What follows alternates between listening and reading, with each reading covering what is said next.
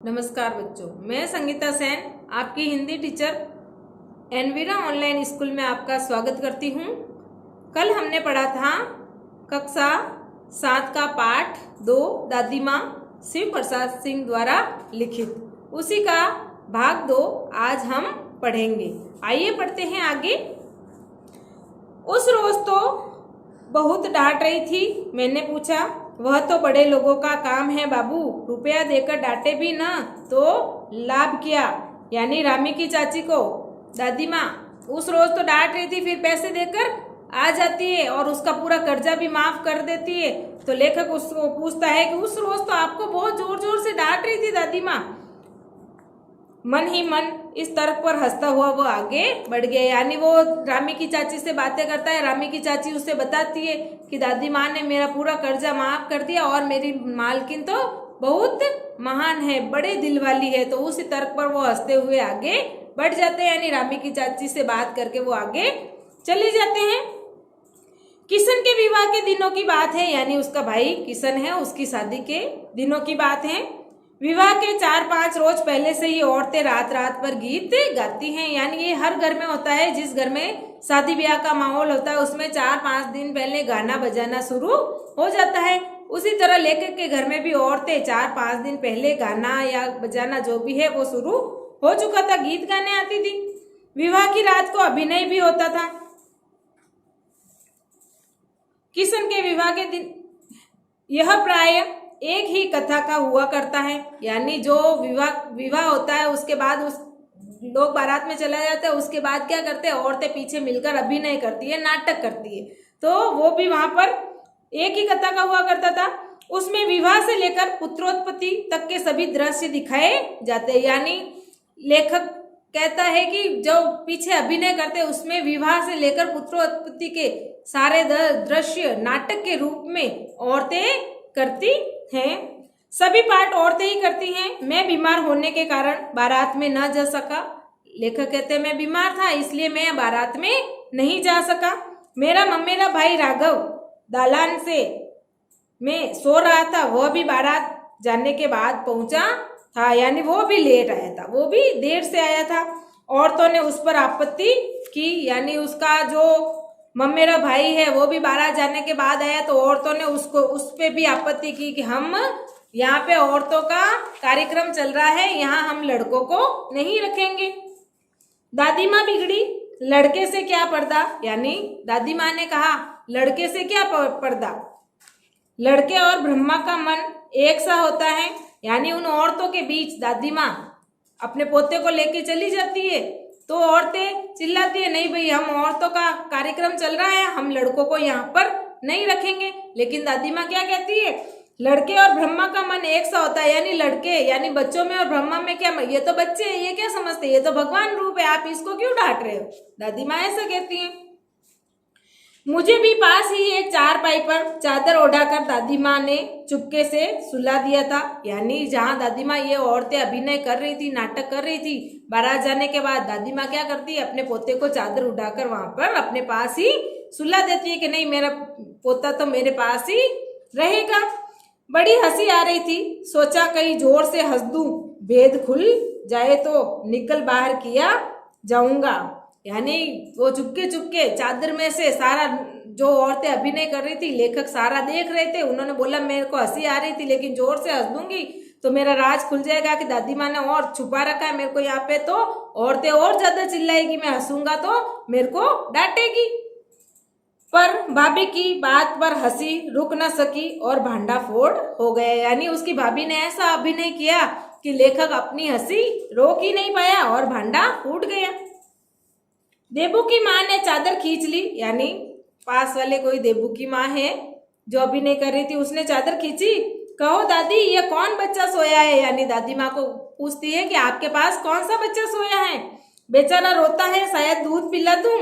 यानी अभिनय करते हुए हंसी मजाक करते हुए लेखक के पास आती, बेचारा छोटा बच्चा सोया है, कहो तो इसे दूध पिला दूं। हाथापाई शुरू हुई। दादी माँ बिगड़ी, लड़के से क्यों लगती हो? यानी वो लड़के को हाथापाई करने लगी, लड़के से बाहर निकलो ऐसा कहकर। तो दादी माँ ने कहा लड़के से क्यों लगती हो, यानी लड़के से क्यों झगड़ती हो?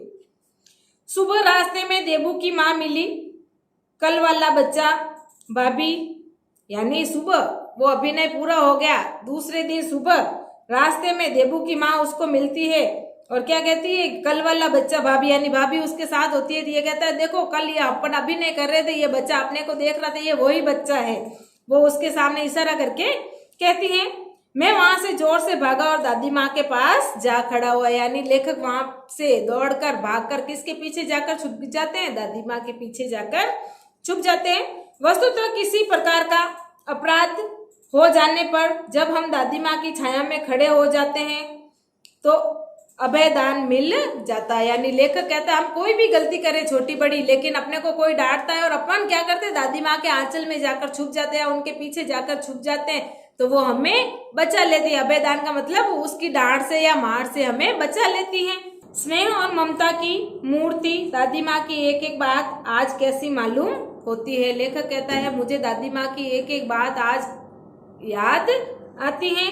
परिस्थितियों का वात्या चक्र जीवन के सूखे पत्ते सा कैसा नचाता है, इसे दादी माँ खूब जानती थी। परिस्थितियों का वात्या चक्र यानी जीवन में आने वाले संकट और मुसीबत हमारे जीवन को किस तरीके से नचाती है वो दादी माँ अच्छे से जानती थी। यानी उन्होंने शुरू से ही संघर्ष किया था, मुसीबतों का सामना किया था, तो उन्हें पता है कि परिस्थितियां कैसी कैसी हो सकती हैं। इसे दादी माँ खूब जानती थी। दादा की मृत्यु के बाद से ही वे बहुत उदास रहती, यानी उनके दादाजी की मृत्यु हो जाती है और उसके बाद दादी माँ खूब उदास रहने लगती हैं। संसार उन्हें धोखे की टट्टी मालूम होता। दादा ने उन्हें स्वयं धोखा जो दिया, वे सदा उन्हें आगे भेजकर अपने पीछे जाने की झूठी बात कहा करते थे। यानी कहने का मतलब है उनके दादाजी हमेशा कहा करते थे कि मैं पहले मरूंगा और तू बाद में मरेगी दादी माँ से। लेकिन होता क्या है कि दादाजी पहले चले जाते और दादी माँ खूब उदास हो जाती है और पूरा संसार उन्हें धोखे की टट्टी यानी छलावापूर्ण, धोखेबाज और मतलबी मालूम होता है। दादी माँ को लगता है पूरा संसार जगत कैसा है, मतलबी है, क्योंकि उनके दादाजी ने उनको छला। उनके दादाजी कहा करते थे कि पहले दादी माँ जाएगी और उसके बाद मैं जाऊंगा। लेकिन होता क्या है, दादाजी की मृत्यु पहले हो जाती है, उससे दादी माँ बहुत उदास हो जाती हैं। दादा की मृत्यु के बाद कुकुर मुक्ते की तरह बढ़ने वाले मुंह में राम बगल में छुरी रख वाले दोस्तों ने शुभ चिंता ने स्थिति और भी डावाडोल कर दी। यानी उनके जो शुभ चिंतक थे वो क्या करते, दादी माँ के मुंह पर तो मीठे मीठे बोलते और पीछे उनकी बातें बनाते। मुंह में राम बगल में छुरी के ये मुहावरा है कि मुंह पे मीठा बोलते और पीछे जाकर उनकी बुराई करने लगते। वो उनके सच्चे शुभ चिंतक नहीं थे। दादा के श्राद्ध में दादी माँ के मना करने पर भी पिताजी ने जो अतुल संपत्ति व्यय की वह घर की तो थी ही नहीं। यानी दादाजी की मृत्यु के बाद जो भी उनके क्रियाक्रम, अंतिम संस्कार और श्राद्ध में जो भी खर्चा लगा वो उनके पिताजी ने खूब खर्चा किया, लेकिन वो अतुल संपत्ति व्यय की घर की तो थी ही नहीं। यानी उन्होंने क्या किया था, कर्जा लेकर अपने पिताजी का जो अंतिम संस्कार, श्राद्ध वगैरह जो भी होता है वो किया था। दादी माँ अक्सर उदास रहा करती। माघ के दिन थे, कड़ाके का झाड़ा पड़ रहा था, पछुआ का सन्नाटा और पाले की शीत हड्डियों में घुसी पड़ती। शाम को मैंने देखा दादी माँ गीली धोती पहने कोने वाले घर में एक संदूक पर दिया जलाए हाथ जोड़कर बैठी हैं। उनकी स्नेह कातर आंखों में मैंने आंसू कभी नहीं देखे थे। मैं बहुत देर तक मन मारे उनके पास बैठा रहा। उन्होंने आंखें खोली। दादी माँ धीरे से कहा, क्या है रे, तू यहाँ क्यों बैठा है? दादी माँ, एक बात पूछूं, बताओगी?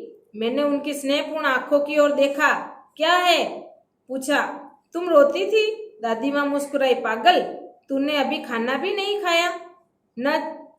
चल चल धोती तो बदल लो दादी माँ, मैंने कहा। यानी उनकी दादी माँ जब रो रही थी तो लेखक उनके पास जाते हैं और कहते हैं माघ के दिन थे, यानी बहुत तेज सर्दी पड़ रही थी। यानी माघ का महीना कब आता है? जनवरी का महीना। उस समय कड़ाके की सर्दी पड़ रही थी। दादी माँ यानी स्नान करके आई होगी दादी माँ, और उनकी धोती जो साड़ी पहनती वो बिल्कुल गीली थी और पहनकर एक कोने में बैठी थी। एक संदूक पर उन्होंने दिया जला रखा था, क्योंकि उनके दादाजी की मृत्यु हो गई थी, तो दिया जलाकर वो बैठी थी। उनकी आंखों में आंसू कभी नहीं। बहुत देर तक लेखक जाकर उनके पूछता है, दादी माँ एक बात पूछूं? वो कहती है, हाँ पूछना, क्या बात है? उनकी स्नेहपूर्ण आंखों की ओर देखा। तुम रोती थी? लेखक पूछते, दादी माँ तुम रोती थी क्या? दादी माँ मुस्कुराती बच्चे को देख करके, नहीं नहीं मैं नहीं रो रही हूँ। पागल, तूने अभी खाना भी नहीं खाया, चल चल। यानी दादी माँ उसे कहते हैं मुस्कुरा करके, अभी बेटा तूने खाना भी नहीं खाया, चल चल अभी तेरे को खाना खिलाती हूँ। तो वो उसे कहता है, दादी माँ पहले धोती तो बदल लो, आपकी साड़ी कैसी है, गीली है, पहले इसको तो आप बदल लो। मुझे सर्दी गर्मी नहीं लगती बेटा, दादी माँ कहती है वापस लेखक से, बेटा मुझे सर्दी गर्मी नहीं लगती है। वे मुझे खींचती हुई रसोई में ले गई, यानी गीली साड़ी में ही दादी माँ अपने पोते को खींचते हुए रसोई में ले जाती है, यानी लेखक को खाना खाने के लिए रसोई में ले जाती है। सुबह मैंने देखा चारपाई पर बैठे पिताजी और किशन भैया मन मारे कुछ सोच रहे थे। यानी सुबह हुई तो उन्होंने देखा उनके पिताजी और पिताजी के भाई जो किशन भैया थे ना, वो वहां पर बैठे बैठे कुछ, पिताजी और किशन भैया वहां पर कुछ मन मारे यानी कुछ न कुछ सोच रहे थे। दूसरा, चारा ही क्या है, बाबू बोले, रुपया कोई देता नहीं, कितने के तो अभी पिछले भी बाकी हैं। वे रोने रोने से हो गए, यानी उनके पिताजी ने उनके दादाजी की मृत्यु पर जो कर्जा लिया था उनके बारे में किशन भैया और पिताजी दोनों आपस में बातें कर रहे थे। वो बोल रहे, हमने जिसको कर्जा दिया वो भी वापस दे नहीं रहे, और जिससे मांगते हैं तो वह कहते हैं मेरा पिछला भी बाकी है, ये भी बाकी है, कुछ ना कुछ बहाना बना देते हैं। और रोने रोने से हो गए, यानी उनके पिताजी रोने रोने से हो गए, उनका मुंह उतर सा गया कि हम अब इतने पैसे कहाँ से लाए। रोता क्यों है रे? दादी माँ ने उनका माथा सहलाते हुए कहा। उनके पिताजी के पास जाकर दादी माँ कहती है, रोता क्यों है रे? माथे पर हाथ फेरते हुए, मैं तो अभी हूं ही। उन्होंने संदूक खोलकर एक चमकती सी चीज निकाली। तेरे दादा ने यह कंगन मुझे इसी दिन के लिए पहनाया था। यानी उनके पिताजी और किशन भैया पैसों के बारे में बातें करते कि मेरे ऊपर इतना कर्जा हो गया, लोगों को पैसे देने, ये देना वो देना है, तो वो परेशान हो जाते हैं। इतनी देर में दादी माँ आ जाती है, उनके सिर पर हाथ फेरते हुए कहती है, क्यों चिंता करता है, मैं थोड़ी मरी हूँ, मैं हूं ना। यानी इसका मतलब है, कहने का अर्थ, तेरे दादाजी चले गए तो क्या हुआ, तेरे पिताजी चले गए तो क्या हुआ, मैं तो हूं ना। उसके पिताजी को कहती है, और क्या करती है, उसके दादा द्वारा दिया गया सोने का कंगन निकाल कर उसके पिताजी को दे देती है। उनका गला भर आया, मैंने इसे पहना नहीं, इसे सहज कर रखती आई हूँ, यह उनके वंश की निशानी है। उन्होंने आंसू पोंछकर कहा, पुराने लोग आगा पीछा सब सोच लेते थे बेटा। यानी लेखक की दादी माँ यहाँ पर उस लेखक के पिताजी से कहती है कि पुराने लोग आगा पीछा सब सोच लेते, तेरे दादाजी ने यह कंगन दिया था वो मैंने छुपा के शायद इसी दिन के लिए रखा था कि मुसीबत में हमारे काम आ जाए। सचमुच मुझे दादी माँ श्राप भ्रष्ट देवी सी लगी। धुंधली छाया विलीन हो गई। मैंने देखा दिन काफी चढ़ आया। पास के लंबे खजूर के पेड़ के ऊपर एक कौवा अपनी घिनौनी काली पंखे फैलाकर मेरी खिड़की पर बैठ गया। हाथ में अब किशन भैया का पत्र कांप रहा था। काली चींटियां सी कतारें धूमिल हो रही थी। आंखों पर विश्वास नहीं होता। मन बार बार अपने से ही पूछ बैठता, क्या सचमुच दादी माँ नहीं रही? ये अंतिम पैराग्राफ, पहले पैराग्राफ से अपन मिला के देखते हैं तो उसके अंदर क्या होता है, लेखक उदास हो जाते हैं तो उनके दोस्त कहते हैं ना कि अब छुट्टियां आने वाली है, घर चलेंगे। तो लेखक उदास क्यों होते हैं? क्योंकि उस वक्त उनके पास उनके किशन भैया द्वारा लिखा हुआ पत्र आया था, और उसके अंदर क्या लिखा था कि आपकी दादी माँ मर चुकी है, अब इस दुनिया में नहीं रही। और यही पत्र पढ़ते पढ़ते क्या होता है, लेखक की आंखों में पानी आ जाता है।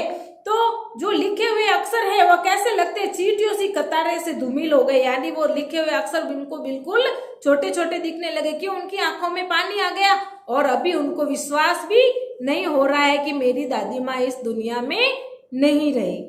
ये था अपने कक्षा 7 का पाठ 2 दादी माँ।